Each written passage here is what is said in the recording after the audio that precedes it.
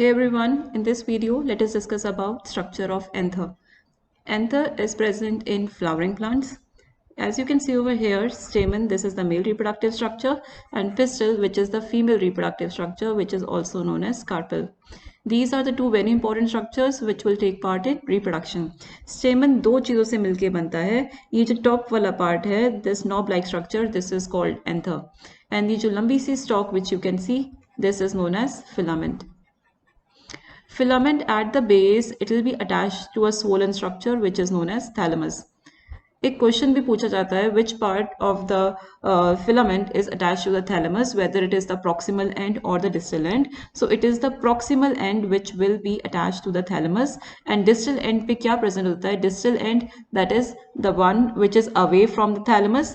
Distal, right? दूर वाला part, that is anther. So at the distal end of the stamen, anther is present, and proximal end of the filament joins with the thalamus. This is a very important question which is usually seen in the competitive exams.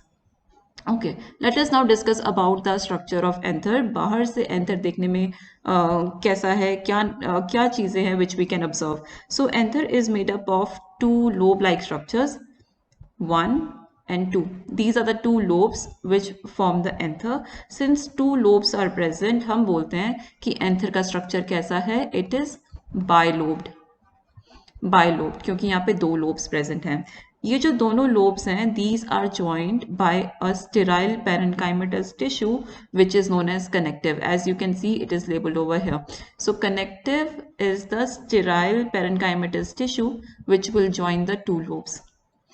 Now, if we talk about the transverse section, अगर हम anther को transversely cut करें तो हमें कौन सा structure observe कर पाएंगे, हम कौन सा स्ट्रक्चर देख पाएंगे? Let us discuss about that.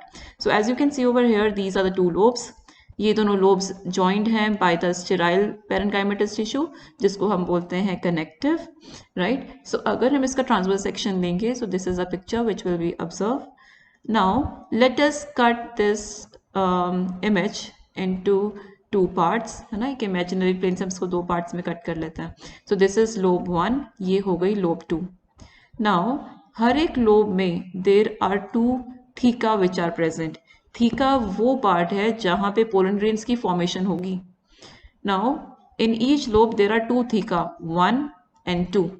Because two theca या two cavities are present in each lobe, हम इसको बोलते हैं कि एंथर का स्ट्रक्चर इज डाइथिकस. डाई का मतलब क्या होता है? Di means two, theca means cavity या स्ट्रक्चर, या फिर एक ऐसा प्लेस जहाँ पे न्यू सेल्स की फॉर्मेशन हो रही है. थीका को हम का मतलब कैविटी भी होता है. So it is a dithecous structure. Okay, coming to the next point, total कितने पोलन सैक प्रेजेंट है इन एन एंथर? सबसे पहले तुम्हें पता होना चाहिए पोलन सैक है क्या. ये वाला जो structure, circular structure which you can see, this is called pollen sac. Pollen sac या पोलन बैग, जहां पे पोलन ग्रेन की फॉर्मेशन होगी. पोलन सैक को हम माइक्रोस्पोरेंजिया भी बोलते हैं. माइक्रोस्पोरेंजिया इज दैट प्लेस जहां पे पोलन ग्रेन्स की फॉर्मेशन होगी. So how many microsporangia are present in one anther? Let us count. 1, 2, 3 and 4. There are 4 microsporangia which are present in one anther. इसलिए हम इसको बोल सकते हैं टेट्रा माइक्रोस्पोरेंजिएट. टेट्रा का मतलब है 4 microsporangia are present. Now if we talk about the sides, कितनी इसका स्ट्रक्चर कैसा है, क्योंकि इसके पास 4 sides हैं. Side 1, 2, 3 and 4. 4 sides are present. So we say that it is a tetragonal in structure. Right, now let us just quickly revise what all points we have discussed in this structure of anther. सबसे पहले we have spoken about that since there are two lobes in anther, anther का structure क्या है? bilobed. So let me just draw 1 and 2. Two lobes are present, इसलिए हम इसको बोलते हैं bilobed. दूसरी चीज, यहाँ पे there is one structure which will join these two lobes and उसको हम क्या बोलते हैं? कनेक्टिव. ये जो लंबी सी स्टॉक लाइक स्ट्रक्चर हम देखते हैं, इसको हम बोलते हैं फिलामेंट. अगर हम इसको ट्रांसवर्सली कट करें, so we will be able to observe a structure like this. In this structure we can see that there are 4 pollen sac. Pollen sac को हम माइक्रोस्पोरेंजिया भी बोलते हैं, राइट? क्योंकि इसके पास 4 साइड्स है, we said that the structure of anther is tetragonal. Now, one last line before we end this video. Based upon the number of theca which are present in any anther, we can say either it is monothecal or dithecal. Mono का मतलब आपको पता है, mono means one.